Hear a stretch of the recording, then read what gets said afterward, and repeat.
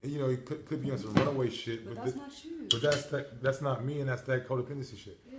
We're talking about, you know what I'm saying?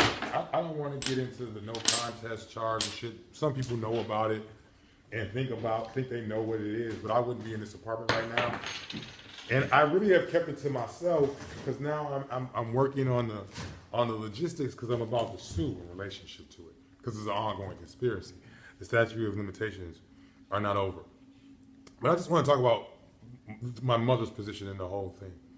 Now, at 19, her and Calvin decided it's time for me to leave.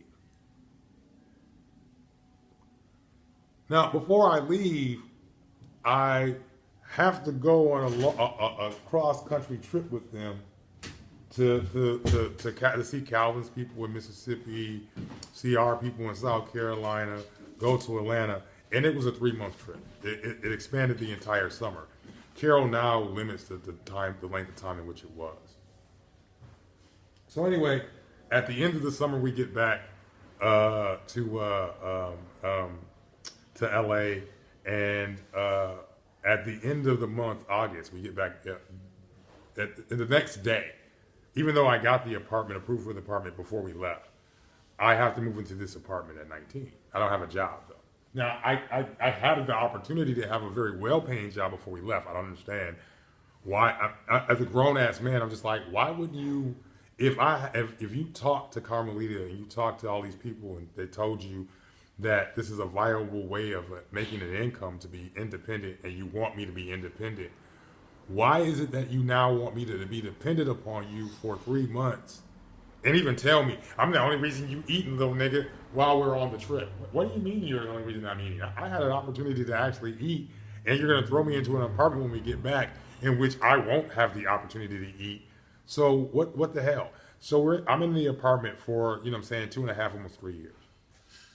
I go to jail, like, for the GTA shit, so forth and so on.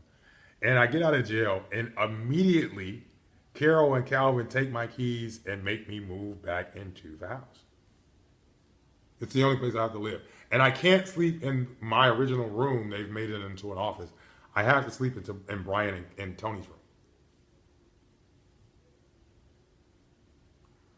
And they have to oversee me and shit for, I don't know. Calvin is doing all kinds of weird shit and so forth and so on. So, and Leah points out a good point. I was thrown into the apartment when I had no business being in the apartment. And I was confined to the house when I had no business being confined to the house. I got a job immediately after I got out of jail. Immediately. Pretty good, it paid enough into an apartment in which I didn't have to pay the rent, in which I could have started attaining some levels of independence.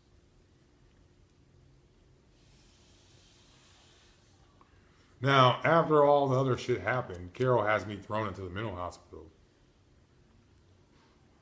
I go to the mental hospital. I'm in the mental hospital 4 months and 20 days, get Social Security.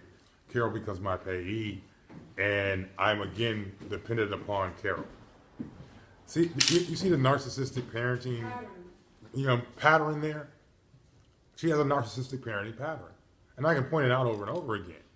It's like, I had no business being, and then the thing about it is that like me, Jolie, and Stacy had planned on getting apartments prior to that. Had the apartments, got the apartments, and Carol didn't want to kick in so I could have an entirely independent apartment. And then earlier, prior to that, when I had the job at Broadway, fucking me, Guy, and fucking Carmelita wanted to move into that apartment. But she wanted me in that apartment without roommates.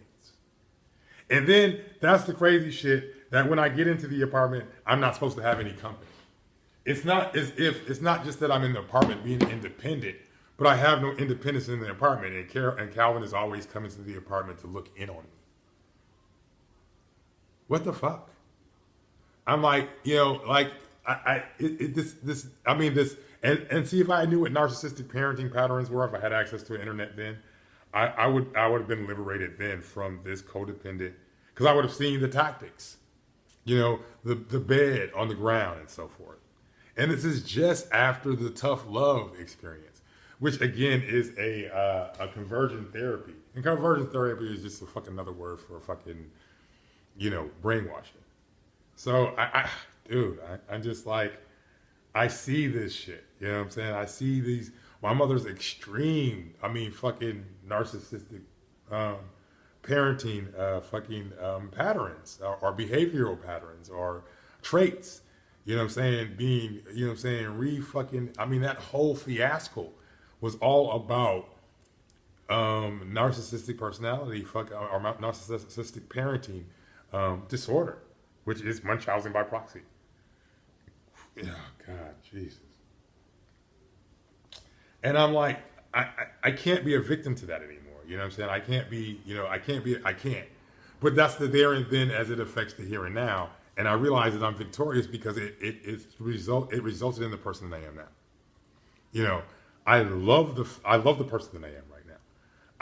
I can't blame my mother for being who she was. You know what I'm saying? I can hold her responsible for her behavior as a result of the person her experience, developed her into being. But I can't fault her for it. I can only hold myself responsible for how I react to it. And knowing that in the sense that I'm a better person for it. That doesn't excuse her behavior. It just liberates me it gives me power. It liberates me from having other people have control over the person that I am. And that's what your brother was talking about today, about wealthy people, rich people. And you got to think of wealth in an amaterial sense, not just a material sense. A physical sense, you got to think about it in a metaphysical sense too. Which is, I think I posted another brother talking about the amaterial aspect, the non-local aspect of wealth.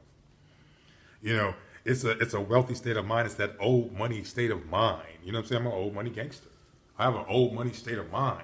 And that old money state of mind is what's going to make certain that you become a wealthy person and remain a wealthy person. Materially and amaterially, or locally and non-locally.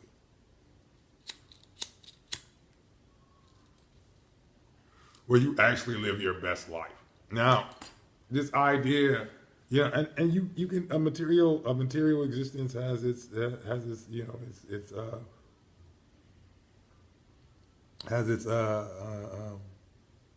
benefits. And I'm a firm believer in poverty is the root of all evil. You know what I'm saying? That's what the actual scripture actually really is referring to. Poverty, not money. The lack of money is the root of all evil. Money itself is not the root of evil, all evil. Money is, amoral, doesn't care.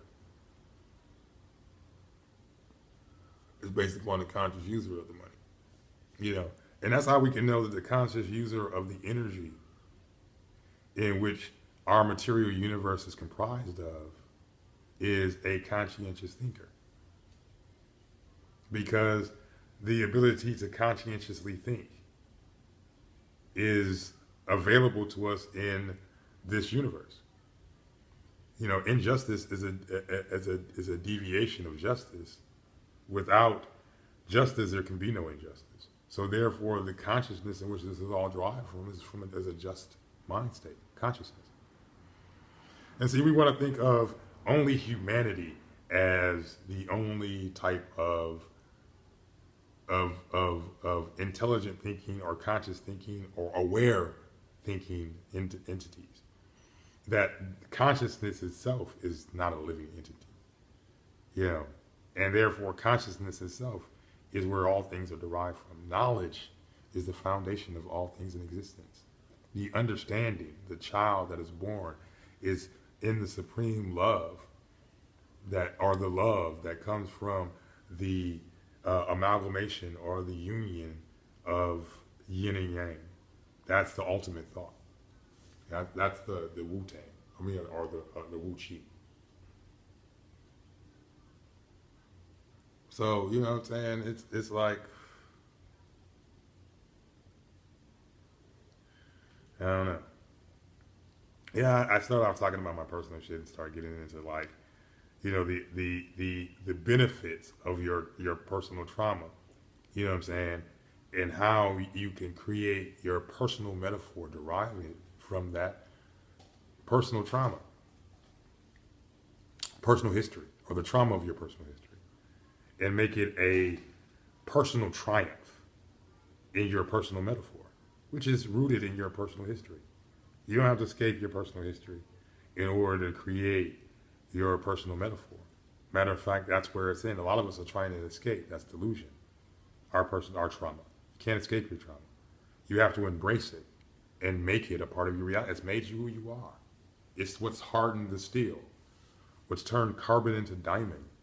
You know, diamonds are forever. Ooh.